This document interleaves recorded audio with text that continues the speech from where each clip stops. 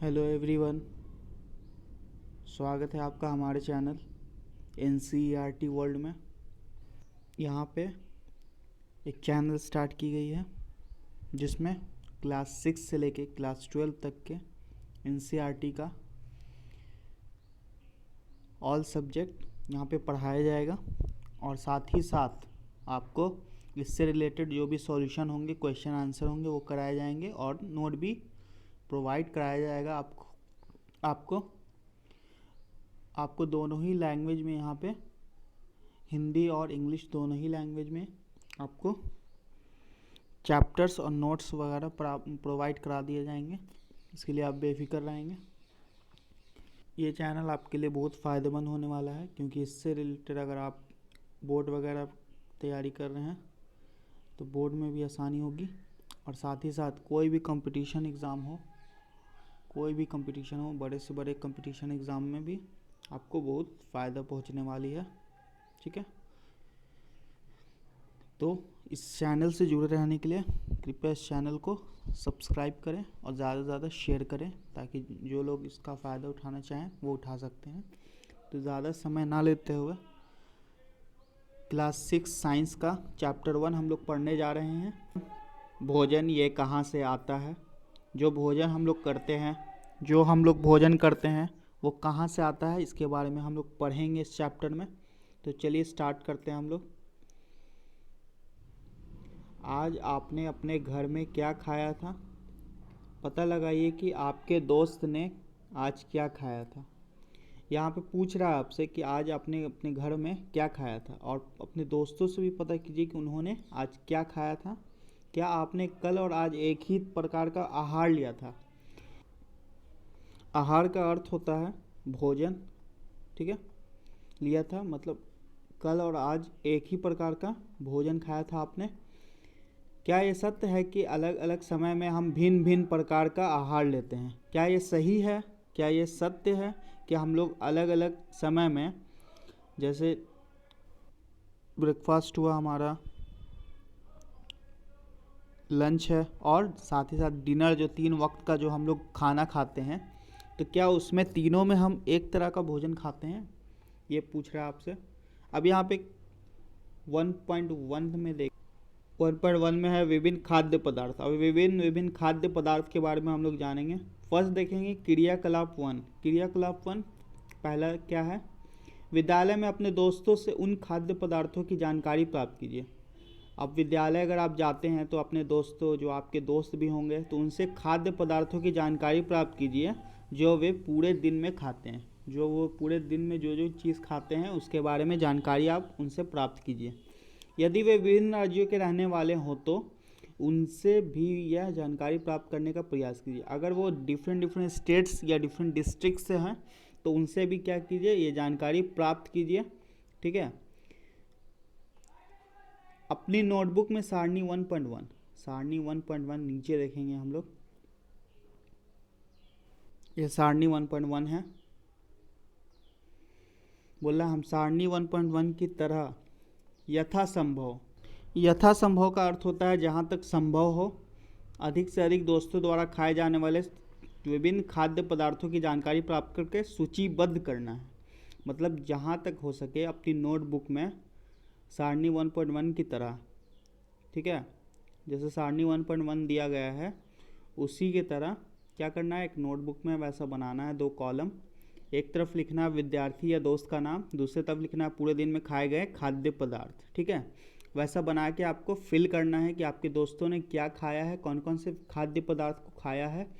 ठीक है, यहाँ पे सूचीबद्ध यहाँ पे फिल करना है। ठीक है, आगे हम लोग कंटिन्यू करते हैं। अब यहाँ पे देखेंगे कुछ पिक्चर्स दी गई हैं नीचे विभिन्न खाद्य पदार्थों के। ठीक है, अब आगे इसको पढ़ते हैं हम लोग। अपने भोजन में हम अनेक प्रकार की चीज़ें खाते हैं। हम लोग जानते हैं कि हम लोग भोजन में अनेक प्रकार की चीज़ें खाते हैं। जैसे चित्र 1.1 में दर्शाया गया है बहुत से चीज़ें, 2-3 चीज़ दर्शाई गई है।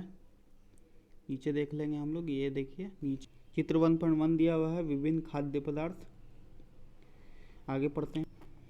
खाने की ये सभी चीज़ें किससे बनी? अभी खाने की ये सब चीज़ें होती हैं किस चीज़ से मिलके बनती है? पके चावल के बारे में सोचो। जो पका चावल होता है जिसको हम लोग खाते हैं, ठीक है, उसके बारे में सोचने के लिए कह रहा है।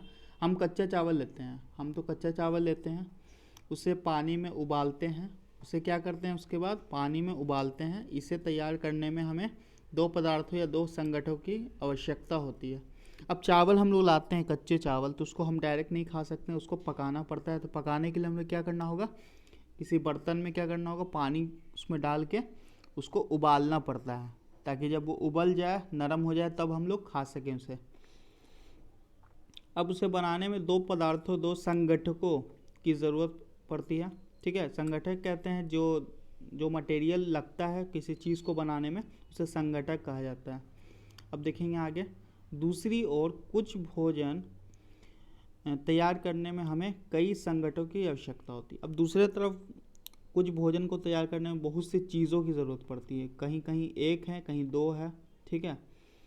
यदि हम सब्ज़ी बनाना चाहते हैं तो हमें अलग अलग कई प्रकार की कच्ची सब्जियां, नमक, मसाला, तेल आदि की आवश्यकता होती है।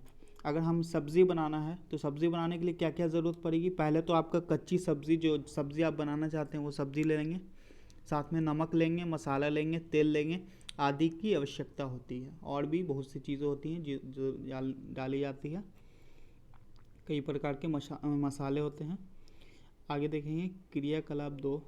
सारणी 1.1 में सूचीबद्ध कुछ खाद्य पदार्थों को छाटिए। अब सारणी 1.1 में, ठीक है,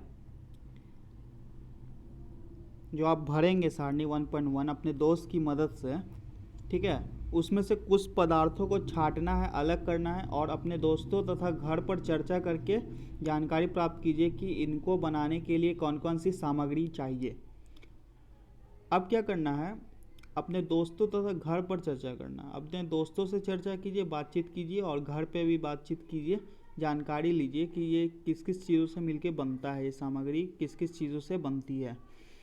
इनको सारणी 1.2, अब 1.2 में इसको भरना है, ठीक है।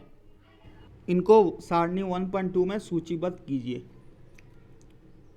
वस्तु का नाम और इसमें प्रयुक्त कच्ची सामग्री के कुछ उदाहरण सारणी 1.2 में दिए गए हैं, कुछ अन्य को इस सूची में जोड़िए।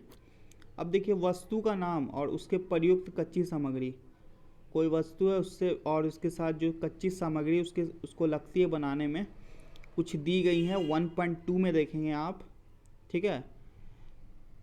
कुछ अन्य को इस सूची में, अब कुछ दूसरी चीज़ को भी इसमें लगाना है, इसको खाद्य पदार्थ और उसमें लगने वाली कच्ची सामग्री का आपको करके यहाँ पे एक कॉलम देखेंगे खाली है, एक कॉलम में आपको भरना है, ठीक है। इसको आप अपने नोटबुक में करेंगे, नोटबुक में करेंगे। सारणी 1 देखेंगे खाद्य व्यंजन और उसकी कच्ची सामग्रियाँ। पहला क्या है, खाद्य पदार्थ, और दूसरा क्या है, कच्ची सामग्री। पहला क्या, रोटी या चपाती। रोटी या चपाती किस किस कच्ची सामग्री से बनती है, आटा और जल से। अब दाल किस किस सामग्री से बनती है, कच्ची दाल और जल, नमक, तेल, घी और मसाले, ठीक है।